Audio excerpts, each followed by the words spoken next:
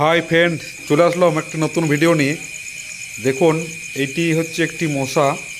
তো মশাগুলি আপনার লোমের গোড়াতে ওরা সুঙাটি ঢুকাতে পারে, কারণ অন্য জায়গায় ওরা ছেদ করতে পারে না। তাই ওরা ছেদ খুঁজে বলে। দেখুন কিভাবে মশাটি চারদিকে ঘুরে ঘুরে ছিদ্রটি খুঁজে বলছে। তো না দেখলে বুঝতে পারবেন না। হঠাৎ করে রাত্রে আমার পায়ের মধ্যে মশাটি বসে, কিন্তু সে ঠিকমতো জায়গায় তার হুল ফুটোতে পারছে না। তাই সে ঠিকমতো জায়গায় হাতগুন হুলটি ফুটিয়েছে।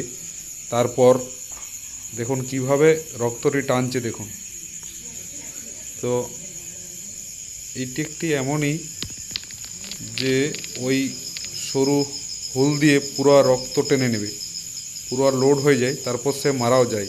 তো ভালো লাগলে পাশে থাকবেন, লাইক শেয়ার কমেন্ট অবশ্যই করবেন।